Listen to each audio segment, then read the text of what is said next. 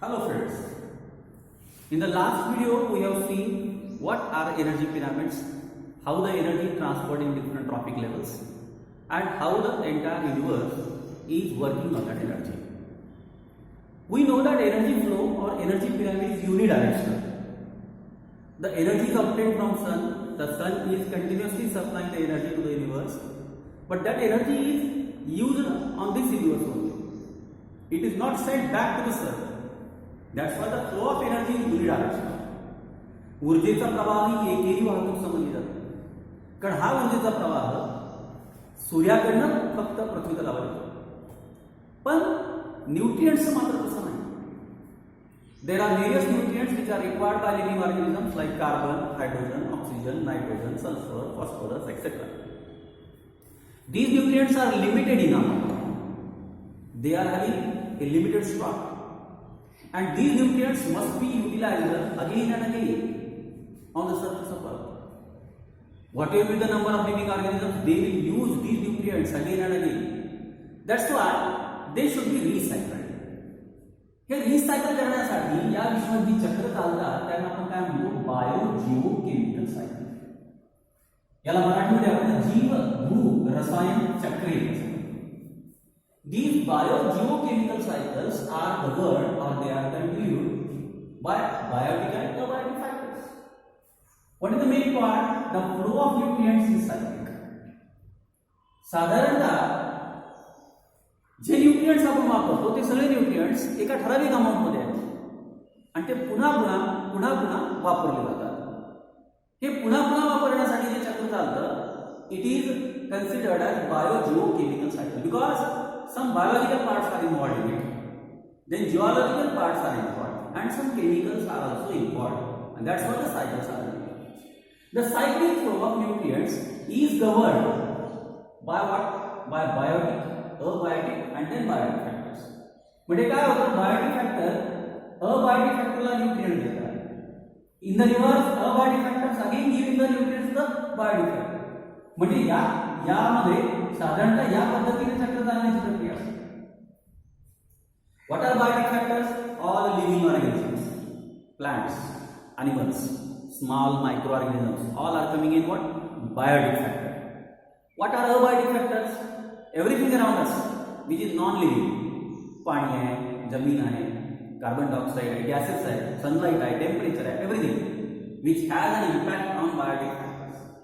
म्हणजे जे आपल्या जीवनावर प्रभाव टाकू शकतात असले कुठलेही फॅक्टर अबायोटिक मध्ये they are always having impact on each other. Biotic फॅक्टरचा अबायोटिक फॅक्टरवर आणि अबायोटिक फॅक्टरचा बायोटिक फॅक्टर इम्पॅक्ट असतो. हे तिघं मिळून हे सायकल ऑपरेट करतात. कुठे होत आहे operate? This cycle is operated by lithosphere, hydrosphere and atmosphere. पण बाय वन लिथोस्फियर म्हणजे जमिनीचा सहभाग, जमिनीचा रॉकचा सँडचा सहभाग असणारा याला आपण लिथोस्फियर म्हणतो. शिलावरण असा आपण म्हणतो. Hydrosphere where water is involved, the sea water is also there, ocean water is there, or any water bodies like river, like lake, they are coming in hydrosphere. और what is the third? That is atmosphere. याला वातावरण म्हणतो. या तिघांनी मिळून काय तयार होतं? Biosphere. Biosphere. This biosphere is containing biotic and abiotic factor and all are involved in one another and they are collectively contributing the biogeochemical cycle. Remember, cycling all these things, it is a complex phenomenon. म्हणजे जीवनावश्यक अशा न्यूट्रिएंटचे चक्र चालवणं हा एक जटिल भाग आहे, कॉम्प्लेक्स भाग आहे. त्यामुळं या तिन्ही स्फिअरचा संबंध असतो. Lithosphere, hydrosphere, atmosphere. आणि विशेष म्हणजे यांना आपल्याला सेपरेट करता येत नाही. म्हणजे एका परफेक्ट बाउंड्रीने तुम्हाला सेपरेट करता येत नाही. लिथोस्फियर हायड्रोस्फियरशी संबंध ठेवून सायकल चालवतात, हायड्रोस्फियर ॲटमॉस्फियरशी संबंध ठेवून सायकल चालवतात. They are complex and they are intertwined in between each other. Collectively they are governing the biogeochemical cycle. किती प्रकारचे असतात biogeochemical cycle? Basically there are two types. One is gaseous cycle, second one is sedimentary cycle. म्हणजे वायूचं चालणारं चक्र आणि मग जमिनीवरती भूगर्भातून तापमान प्रामुख्याने दोन चक्र त्यामध्ये येतात. त्या गॅसेस सायकलमध्ये काय आहे, there is accumulation of gases in the air. In gaseous cycle, when we think about the air is containing several number of gases: hydrogen, oxygen, nitrogen, carbon dioxide, carbon monoxide, sulfur dioxide. Several types of gases are there. All these are accumulated in the air and they are recycled in one hour. So accumulation of gases takes place in the air, like these gases, and they are governing the cycle. Remember, gaseous cycle is a speedier cycle. Gaseous cycle वेगाने चालतं. का वेगाने चालतं? Because we know that gases have more kinetic energy. समजा एखाद्या ठराविक एरियामध्ये भरपूर कार्बन डायऑक्साईड इव्हॉल्व्ह झालेला आहे, तर तो कालांतराने पटपट स्प्रेड होऊन जातो, हवेत इतस्ततः पसरतो. काही कार्बन डायऑक्साईड प्लांट्स घेतात, काही कार्बन डायऑक्साईड वॉटरमध्ये डिझॉल्व्ह होईल काही प्रमाणात, बाकीचा सगळा कार्बन डायऑक्साईड एअरमध्ये स्प्रेड होईल. Its quantity will going to decrease in a limited area.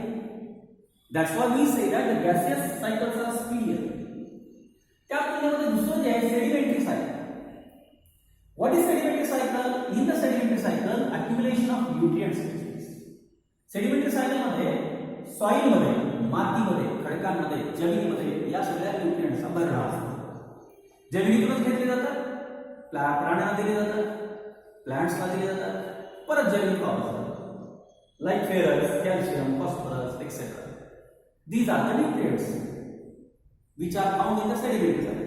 But remember, the sedimentary cycle is slow.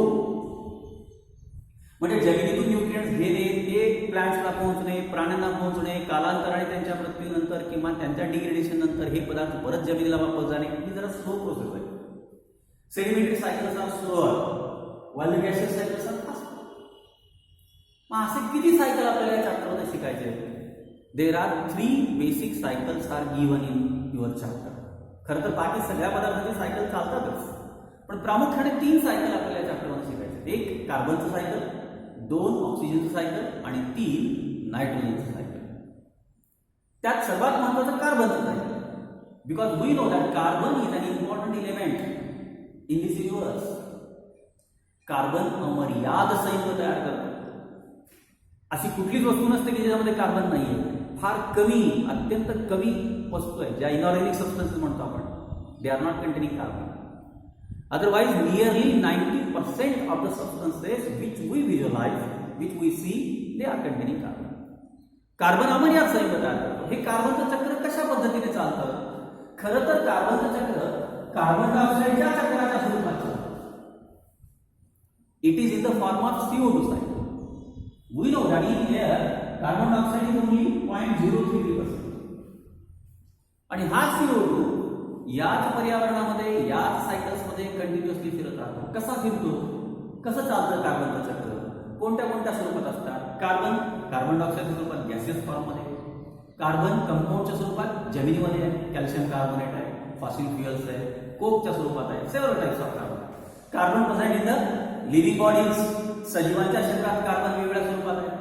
मग हे सगळे चक्र कसे चालतात? साधं एक्झाम्पल घेऊ. Suppose there are certain industries and these industries are involving carbon dioxide. कारखान्यामध्ये कार्बन डायऑक्साईड बाहेर पडतो, काही एअरमध्ये जातो, काही पाण्यात मिसळतो. एअरमध्ये गेलेला कार्बन डायऑक्साईड प्लांट स्वीकारतात, ते सिंथेसिस करतात, फोटोसिंथेसिस, ऑक्सिजन निर्माण करतात. जर हे प्लांट डाईट झाले तर त्यांचं डिकम्पोजिशन होतं, त्याच्यापासून फॉसिल फ्युएल तयार होतं. इथं फॉसिल फ्युएल्स आर बर्न, यांचं पुन्हा बर्निंग झालं, once again they will carbon dioxide. Similarly, the carbon dioxide is given from the industry. If it is absorbed in the water bodies are getting carbon dioxide. That CO2 will be accepted by aquatic plants. पाण्यात असणाऱ्या वनस्पती हे carbon dioxide स्वीकारतात. They will release oxygen. That oxygen will be given to the aquatic animals. The aquatic animals will get that oxygen and they will release carbon dioxide. म्हणजे हे जे चक्र आहे, चक्र या पद्धतीने चालतं. CO2चं चक्र चालू राहण्यासाठी 2 इम्पॉर्टंट रिॲक्शन्स आहेत की ज्या CO2चं चक्र व्यवस्थित चालतं. What is the first reaction? Carbon dioxide, water in presence of sunlight and in presence of chlorophyll, they are producing glucose. that is food material, plus water, plus oxygen. The oxygen gas is released. Which is this process? It is known as photosynthesis. याला आपण मराठीमध्ये प्रकाश संश्लेषण असं म्हणतो. या प्रकाश संश्लेषणामध्ये ही प्रक्रिया चालते. याच्या रिव्हर्स प्रक्रिया कुठे चालते? रेस्पिरेशन म्हणतात, श्वसन प्रक्रिया म्हणतात. Every living organism which is undergoing aerial respiration, that organism will perform this reaction. ज्या ज्या सजीवांना ऑक्सिजन श्वसनासाठी लागतो त्यांच्या शरीरात ही प्रक्रिया चालते. The glucose molecule will be oxidized with the help of oxygen in mitochondria. It will release carbon dioxide, water and energy. म्हणजे बघा इथे CO2 वापरला होतो, इथे CO2 रिलीज होतो. These two reactions are contradictory with each other. एकमेकांना complementary reactions आहेत. They are helpful for running the carbon cycle. म्हणजे कार्बन डायऑक्साइडचं सायकल चालू राहण्यासाठी या रिएक्शन्स एकमेकांना कॉन्ट्राडिक्टरी आहेत, कॉम्प्लिमेंटरी आहेत, ते एकमेकांना कॉम्प्लिमेंट करतात आणि मग ते सायकल व्यवस्थितरित्या चालू राहतात. So this is all about the carbon cycle. Now we will proceed further toward the oxygen cycle. आता दुसरं कोणतं महत्त्वाचं चक्र आपल्याला बघायचं आहे? ऑक्सिजन चक्र. हे कसं चालतं? Very simple process is there for the cycling of oxygen. So sun is giving energy in the form of sunlight. With the help of sunlight, plants are producing food material by taking carbon dioxide. Plants food material तयार करताना oxygen release करतात. Oxygen कोण स्वीकारतात? Animals स्वीकारतात. Animals respiration मध्ये carbon dioxide बाहेर टाकतात. हा कार्बन डायऑक्साइड कोण स्वीकारतात? Plants. This is the cycle. हे चक्र जसं पृथ्वीच्या पृष्ठभागावर चालतं, पाण्यात पण असंच चालतं. पाण्यात सुद्धा जलीय वनस्पती ऑक्सिजन रिलीज करतात. हा रिलीज ऑक्सिजन जलीय प्राण्यांना मिळतो. जलीय प्राणी कार्बन डायऑक्साइड रिलीज करतात. हा कार्बन डायऑक्साइड जलीय वनस्पतींनाच मिळतो. ते R utilizing that oxygen once again, recycling that. This cycle is taking place in hydrosphere, in atmosphere, on lithosphere also. म्हणजे ऑक्सिजन चक्र सोप्या पद्धतीने चालतं. काय महत्त्वाचं नेमकं? there is 21% of oxygen is present in atmosphere. Both biotic and abiotic components are involved in cycling the oxygen. Oxygen चक्र चालू राहण्यासाठी बायोटिक आणि अबायोटिक दोन्ही काम करतात. ऑक्सिजन कोणत्या कोणत्या रिएक्शन्स मध्ये इन्व्हॉल्व होतो? ऑक्सिजन कुठे रिलीज होतो? फोटोसिंथेसिस, प्रकाश संश्लेषणामध्ये ऑक्सिजन रिलीज होतो. आणि वापरला कुठे जातो? It is used in decomposition. अन्नपदार्थाचे विघटन करताना ऑक्सिजन वापरला जातो. रेस्पिरेशन करताना म्हणजे श्वसन करताना वापरला जातो. कंबशन म्हणजे ज्वलन करताना वापरला जातो.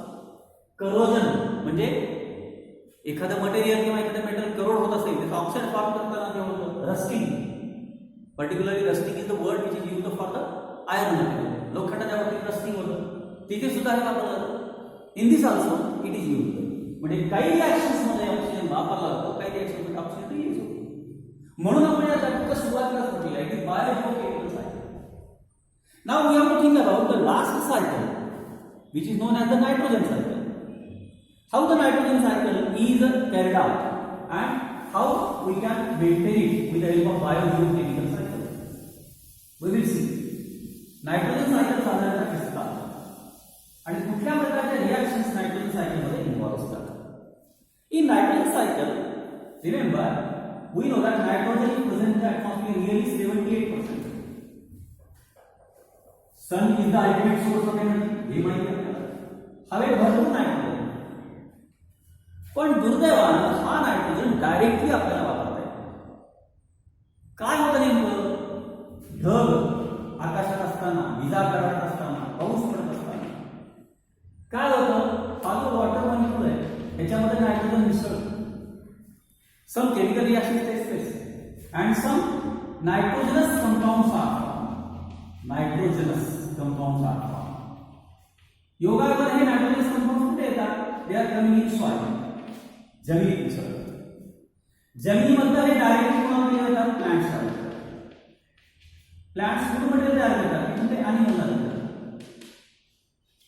हे दोघेही जेव्हा मृत होतात तेव्हा यांचे मटेरियल त्यांच्या शरीरातील मृत अवशेष कुठे येतात? सॉइलमध्ये. पुन्हा त्यांचं डिनायट्रिफिकेशन होतं. डिनायट्रिफिकेशन आता सोपी पद्धत सांगतो, हवेमधला मोकळ्या स्वरूपातला नायट्रोजन आपल्याला डायरेक्टली वापरता येत नाही, कुठल्याही सजीवाला डायरेक्टली वापरता येत नाही. होतं काय मग, हा हवेतला नायट्रोजन विजा कडाडत असताना, पाऊस पडत असताना, पावसाच्या पाण्यामध्ये तो मिसळतो. Some chemical reactions are taking place and they are forming what, nitrogenous compound. हे सगळे नायट्रोजनस कंपाऊंड जमिनीत जातात. जमिनीतून प्लांट्स मुळाद्वारे हे सगळे नायट्रोजनस कंपाऊंड सक करतात, स्वीकारतात. म्हणजे प्लांट्सला नायट्रोजनस कंपाऊंड मिळतात. प्लांट्स ते नायट्रोजनस कंपाऊंड घेऊन फूड मटेरियल तयार करतात. It is supply to the animals. प्राण्यांमध्ये हे अन्न जातं, त्याच्यामध्ये नायट्रोजनस कंपाऊंड असतात. जेव्हा प्लांट्स आणि ॲनिमल्स डेड होतात तेव्हा त्यांची मृत शरीरे जमिनीत जातात. जमिनीमध्ये काही मायक्रो ऑर्गॅनिझम त्या नायट्रोजनस कंपाऊंडला बरेच सेपरेट करतात अँड दे आर डिनायट्रिफाईंग. म्हणजे ही जी बाब आहे त्यामध्ये नायट्रोजन सायकल सातत्याने चालते.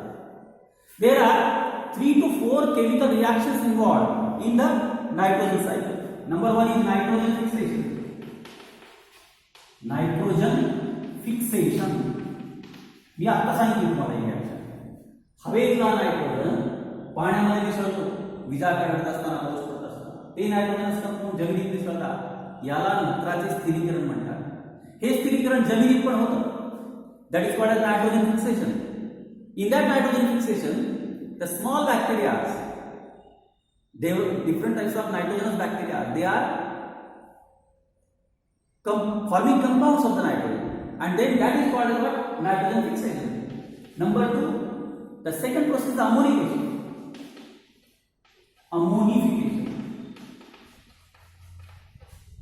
Some nitrogenous materials are released in the form of ammonia. This is called as ammonification. That ammonious materials are mixing inside the soil and they are giving the compounds to the plants. Third one is nitrification. This is the third process. It is called as nitrification. म्हणजे एखाद्या पदार्थाचं nitrate मध्ये रूपांतरण करणे. Conversion of ammonia into nitrate and then nitrite. This is called as nitrification. And last one is denitrification. Denitrification ही nitrogen फिक्सेशनच्या विरुद्ध प्रक्रिया आहे. या दोन एकमेकांच्या विरुद्ध प्रक्रिया आहे. नत्राचे स्थिरीकरण त्याला नायट्रोजन फिक्सेशन म्हणतात. पुन्हा नत्राचे साध्या नायट्रोजन रूपांतरण करणे याला डिनायट्रिफिकेशन म्हणतात. Both the processes are taking place by biochemical cycles. काही सूक्ष्मजीवाणू ही प्रक्रिया करतात, काही सूक्ष्मजीवाणू ही प्रक्रिया करतात आणि मग नत्राचे रूपांतरण, नायट्रोजनचे रूपांतरण कंपाऊंड मध्ये, कंपाऊंडचे रूपांतरण फ्री नायट्रोजन मध्ये. This is the process which is taking place and the nitrogen cycle is continuously going on. This is called as nitrogen cycle. And in this way, all biogeochemical cycles are continuously going on in the atmosphere and the constant flow of nutrients is maintained in the universe. Okay, we will stop.